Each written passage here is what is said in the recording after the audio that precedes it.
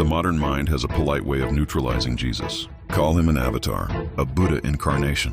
One teacher among many, each pointing at the same moon. It sounds generous. It sounds sophisticated. It's also empirically indefensible.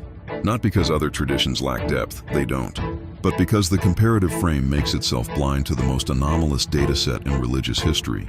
What Christianity actually did in the world, and under what conditions. A marginal Jewish sect in an occupied Roman province claims a crucified criminal is Lord of the cosmos. They have no army, no wealth, no prestige.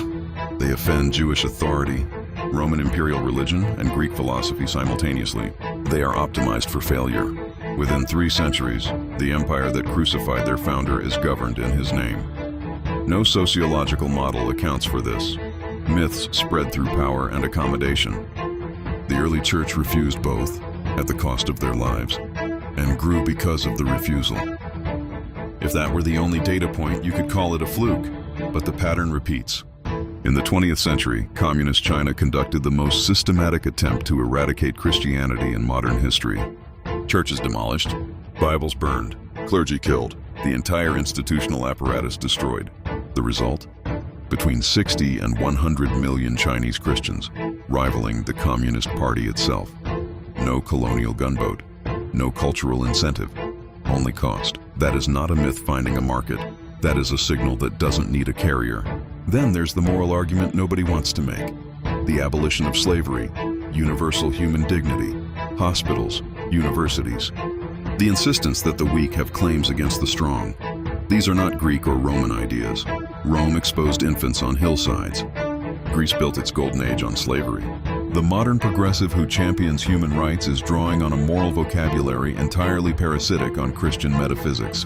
The concept that every person has inherent worth is not a conclusion of biology. It is a theological claim.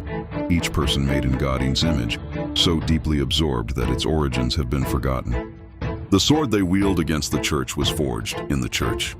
In dynamical systems, an attractor is a state that draws trajectories toward itself regardless of starting conditions.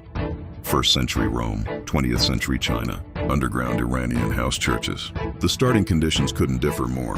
The trajectory converges toward one confession: Jesus is Lord. The comparative frame says all paths lead to the same summit. The data says one path keeps cutting through terrain that should be impassable, under conditions that should be fatal, producing moral fruit no other tradition has independently generated at comparable scale. A signal that doesn't weaken under persecution.